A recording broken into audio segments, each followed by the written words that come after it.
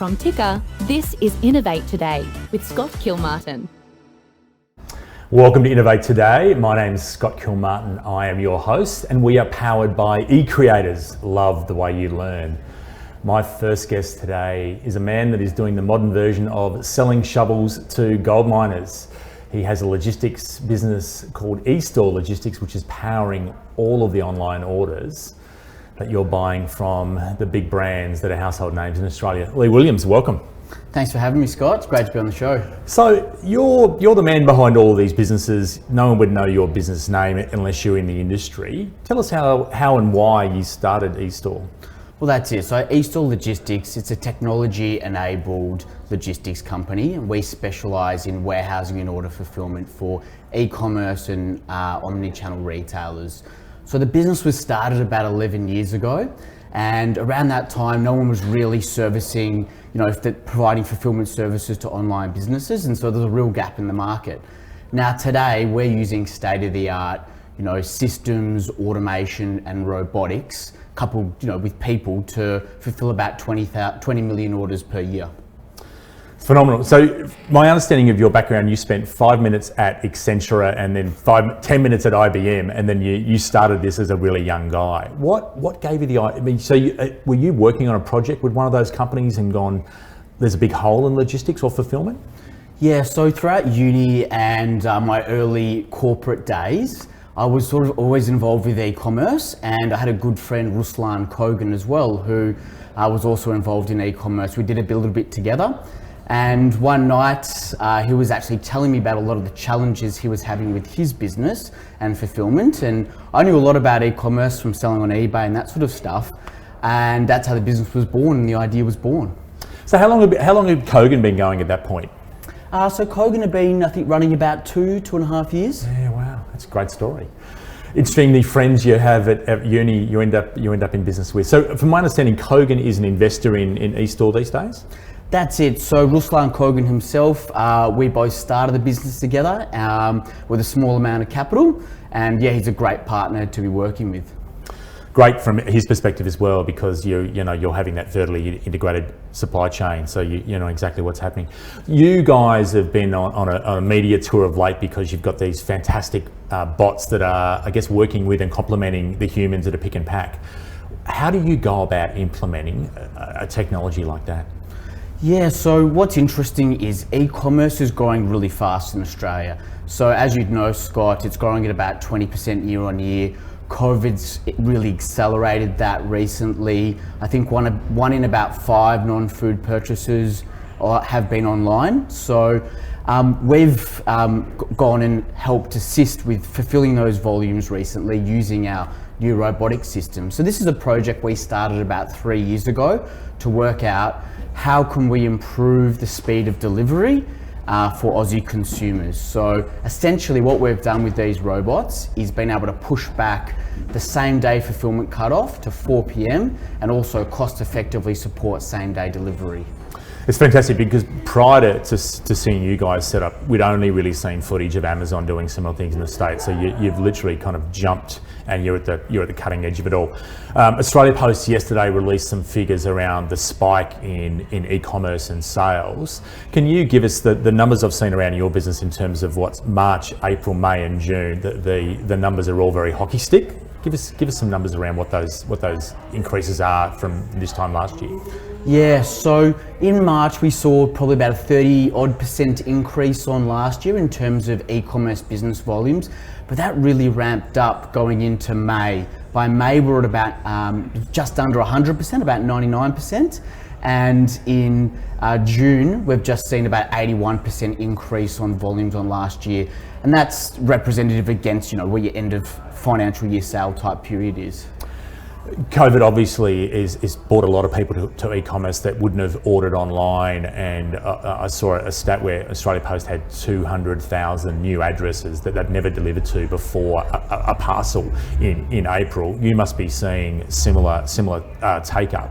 From a business like yours, which is really heavily geared to put things out at volume and at speed, were you in a nice position where you were prepared for this, or was it still kind of you're at 120% trying to keep it all together for the first period?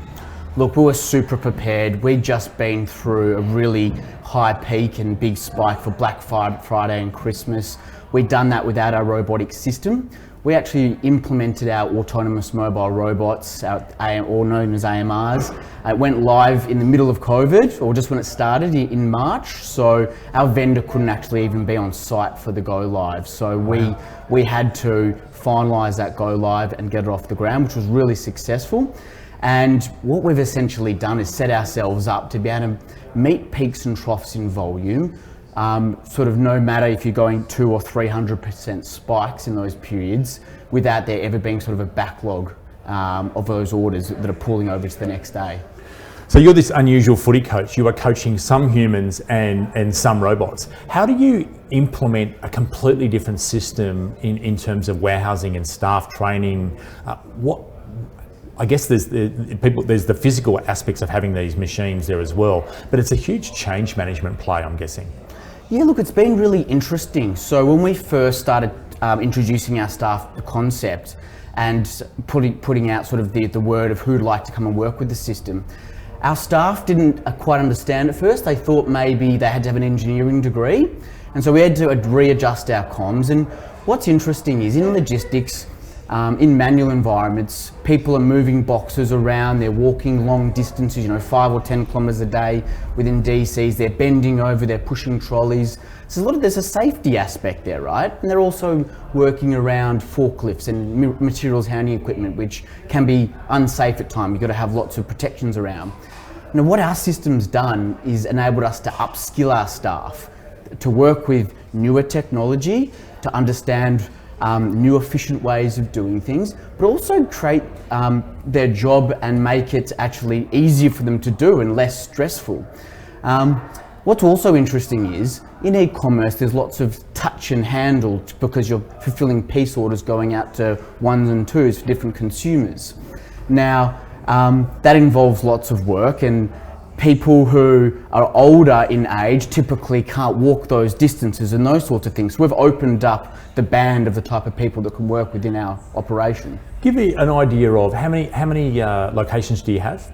So we've got 4 warehouses across the country. 2 in Melbourne, 2 in Sydney? 3 in Melbourne and 1 in Sydney. How many staff do you have in total? So we've got about 200 staff within our business, but we also, across our site, will have lots of agency casuals, so there could be up to 300 or 400 per day. And so are there changes in what those people are doing? I noticed that you've effectively, we've got some vision on the screen of the robots carrying pallets and multiple heights of pallets around. Is it meant that there's less forklifting and that around, and you've got more people now doing pick and pack stuff? Yeah, so we've essentially increased throughput. So our efficiency for picking has improved by about 300 or 400%. Those shelves and pallets that the viewers have been seeing on screen, the system we've designed can fit about 97% of the SKU range that we hold. And we hold a huge range of products for different retailers. Now that's a lot different because it's actually a world first innovation for a system, an automatic storage and retrieval system, which can take anything from a full pallet, say a pallet of wine, all the way down to little iPhone screen protectors and this sort of stuff. So in terms of volume a day, can you give us a ballpark figure on every day is different obviously, but how many units are coming out on an average weekday out of one of your warehouses? Yeah, look, across the business, we're doing around, depending on the day, 50 to 100,000 orders per day across varying different retailers. So that could be a retailer, a small pure play online retail that does about 50 orders per day, all the way up to huge, large pure play online retailers that have complex SKU ranges and are doing sort of tens of thousands of orders per day. For people that might not be aware of your business model, is it a charge for a pick and pack and then a charge for storage or placement of the items? How do you make a dollar? Yeah, it's a purely consumption-based model. So retailers don't have to invest in setting up their own operation. They can come to us and they can use their scarce capital on purchasing inventory and sales and marketing. Then they pay basically for the warehouse, the handling of the stock within our warehouses, only based on what they consume, based on how much storage they've got in the warehouse, and just based on the delivery cost going out to the consumer. Lots of people we've all read the books about replacing yourself in a business and not doing the technical aspect of it, and a lot of businesses would start out online packing their own orders, then they might have their own warehouse, and that warehouse might be a glorified garage, and then they get some volume. What's normally the point where businesses go, we're going to outsource that now because there's someone that can do it more efficiently, or it's a space issue? Is there like a common critical fulcrum, I guess? Yeah, look, there's a few things. Firstly, doing it, handling that function internally is really good for an e-commerce business to understand the requirements for their consumer, to understand about barcodes, to understand about how things should be packaged up. So when they reach critical mass of, say, 50 orders per day, that's probably a good point where they can hand it over, and they've got enough experience to then drive those requirements and have a collaborative discussion with the logistics provider. And in terms of you guys, Kogan, Patagonia, Temple & Webster, some of the really the bigger brands, have you also got some small unknown ones that have come to you going, we know we're going to scale quickly, I'm going to outsource that so I can focus on marketing, product development, design, those things as well? Yeah, absolutely. So I'll give you an example. They're not so small now, but we started working with this company, MBD Direct. They sell Jen Gill, yes. Jen Gill, yep. So they're a great customer of ours. They sell mountain bike parts to Aussie consumers. The thing with their business is, if you break your bike and you order it online, you can't wait for that part to be delivered. It's got to be delivered super fast so that rider can get back on their bike. You know, they've come to us and outsourced their operation. They had a warehouse on the Gold Coast. It was a bit of a distraction for them, I believe, and they wanted to focus on sales and marketing and growing their business. And since joining us, their volumes have increased by hundreds of %. So they would have gone from doing probably 100 orders per day-ish when they first joined us a few years ago, and now they're doing thousands of orders per day. Nice case study, I love that. Expansion for you guys. You mentioned you've got Melbourne, you've got a great footprint down here. Sydney's big, but the rest of the eastern seaboard, do you look to go out west as well without giving away too much IP and opening the kimono too much? What are you looking to do expansion-wise in Australia? Yeah, look, currently the big focus is on Melbourne. We've got a giant DC coming online in August. It's bigger than the size of the MCG, and we'll have over 200 robots within it. Now, we are currently looking at how we could expand into other states. So yes, Perth is on our radar. With the modern economy and logistics, do you need to be in far-flung places? How does that work? I know in the US there's lots of DCs in Dallas and a lot of the more Midwestern hub type places, and often a line where DHL and FedEx might be. Australia, as we hear, and every time anyone mentions Australia internationally, big space, small country, everyone's around the seaboard. Do the same rules apply here? It depends on the retailer. So a lot of our clients have a very wide SKU range, say thousands of different products, and they may only hold a few of each product, 10, 20, 30. Now, for them to split that inventory across multiple states, say Perth and Melbourne, firstly, that's a huge cost because they've got to double their inventory purchasing, and then it's a management aspect behind it. They've got to try and manage where they're going to put their stock, get all the ordering right. Now, what really works when it comes to splitting inventory is for big bulky items where you're very deep in each SKU. So what I'm talking is wine, furniture, brown goods, white goods, that sort of stuff. So that's where we find with our customers it makes the most sense economically to split it across multiple locations. In your world, what's referred to as brown goods? So televisions, appliances, big cube items that might not even fit on a conveyor system within Australia Post, for example. And it's got some fragility about it as well. Yep, absolutely. So internationally, you said you've got some world-leading tech that you've gone and built. Have you got eyes into Asia, or do you look at New Zealand? What is this is the crystal ball question where I go, what does the next dare I say it, 2 to 5 years look like? Yeah, so New Zealand is on our radar. That's our main international target at the moment in terms of what we're looking at. But we really are focused on the Australian markets right now. Now, we actually haven't raised any capital since inception. We're a business that's been built bootstrapped and has been built off a bit of bank funding and cash flow. So we've retained all the ownership within the business. We've put all the money back into it. now it's time for us to look at what expansion plan, what sort of expansion we can do, and potentially what capital we can raise to do that. That's a phenomenal achievement, because clearly robot systems are not cheap. Even if you're looking to lease those, there's still the setup and the writing of all that code and the specialization of them. So that's an unbelievable achievement in a world where we hear so much about VC investment. You know, if you want to go far, get partners on board, give away some equity. So well done to you. That's fantastic. Predictions on Australian e-commerce. So obviously COVID, people are saying it's in 3 months it's been accelerated to kind of 3 years ahead. What are you seeing that may not be apparent to either other retailers or even Joe Public out there? So look, in terms of volumes, that's exactly right. There has been a huge acceleration. Now, we're not necessarily seeing it come back very quickly. We're not seeing the acceleration drop off. It's still staying pretty strong. I don't think that volumes are going to go back to pre-COVID volumes. I think we're going to be quite far ahead of what we were in March this year. And another interesting trend we're seeing, and that is the move to eco-friendly packaging. So a lot of Aussie consumers are demanding that, you know, the satchels or the mailing bags that they receive their orders in are compostable. A lot of them are wanting to receive a box which has very little void fill. They don't want to see those, you know, polystyrene beans. They want everything to be recyclable within the box.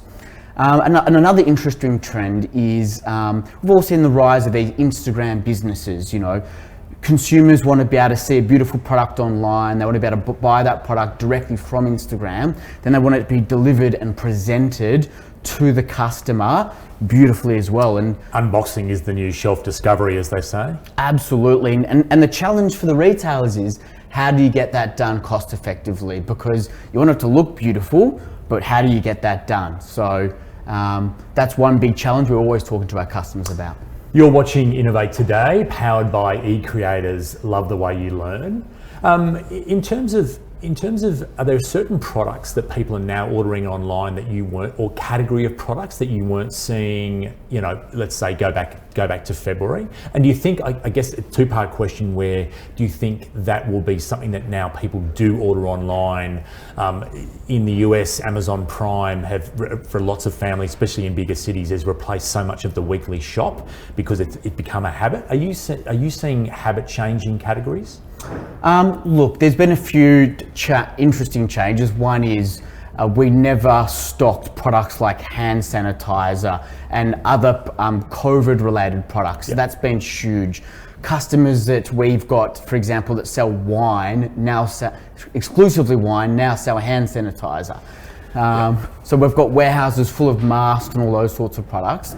Since COVID started, interestingly, we saw a big run on products that were for the home office chairs. We've got no office chairs in our warehouses, monitors now, they're all sold out, keyboard, mice, and then that sort of changed a little bit to arts and crafts. People needed things to do. Yep. And then even to things such as cooking and pots and pans, because people were looking for things to do. Car parts have exploded because people are out in the shed tinkering because they've got more time as well. With things like, look, I almost don't want to bring up toilet paper because it's such a hot topic, but with items that are often the house would run out in between a shop and then run out and buy it, are you seeing people schedule those in more so than previously? I'm trying to think some other examples of that. Maybe pet food would be another one. Look, not necessarily from a scheduling perspective. We kind of don't have that sort of view on scheduling. Yep. Obviously, we have to be very reactive to what people are buying online. We're not like a retail store logistics network where we're pumping into the store ahead of time and filling up the shelves. We're being totally reactive to what people are buying online. But we do sell, our clients do sell a lot of pet food, and that has been quite a popular product. With I guess scheduling for you guys and volumes, your clients are going to go, next month we think we're going to triple this SKU or this category.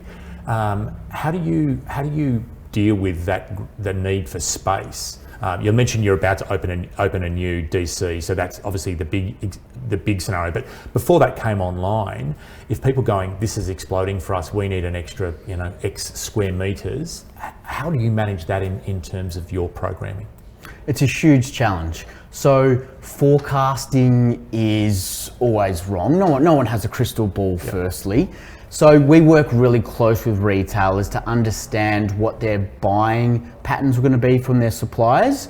We then use that data to then work out what their traditional or historical attrition rate is, of warehouse levels of stock moving out of the warehouse. So we're actually working out how much their storage is going to be within our warehouses on their behalf. Inputs in, inputs out, yeah. Correct, yeah. So it's huge. There's a huge amount of data analytics going on, and it's really based on what data we can get from the source on what's coming from the suppliers.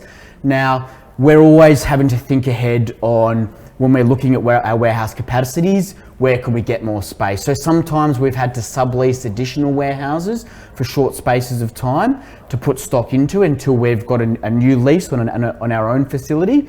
And other times we've been forward looking and we've been building because we know they're going to come. And this is all to do with how fast e-commerce is growing in Australia. Question for you around, you're the boss. I'd imagine you've done every role in the business as it's grown. These days, how do you spend your day? I guess, how were you spending your day pre-COVID? What was that broken up into? And then post-COVID or during COVID we're in now, what's changed? Yeah, so pre-COVID, I'm an early starter. I'd like to hit the gym sort of 1 or 2 days a week. And then sort of get into the office and get into the computer probably around 7.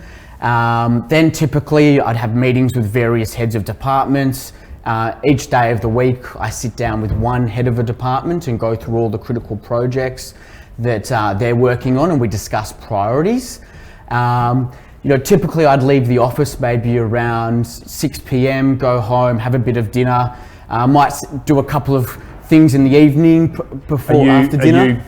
Something's on Netflix and you've got a laptop open doing something, or are you disciplined and turn it off? I'm away from Netflix, but I am in bed very early, and I need to wind down. So I'll put on Netflix between 9:30 and 10, and 10's a hard shut off. Yeah, I'm impressed. As a business leader, what are you really good at, and what have you gone, I'm not good at that, I don't like doing it, or I need to get someone in to do it? What are your strengths and weaknesses?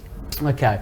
So one thing I've been working on recently is really within our business, instilling values and culture and trying to work out how we can make eStore an employer of choice, how we can retain really good talent. And that's something that we've had to work on over time, because being a bootstrap business, you've just got your head down trying to make it work and sometimes not thinking about the broader picture. So that's one thing we've really, really improved. One thing I guess I've been quite good at, and that is just being disciplined and grinding it out. And no matter if we fail or if something goes wrong, not letting that get to me and having another crack at it. And I love looking in hindsight, because there's nothing wrong with getting something wrong, because once you've done something and got it wrong, your learnings for the future are so valuable to help you improve and get what you know to get that achieved.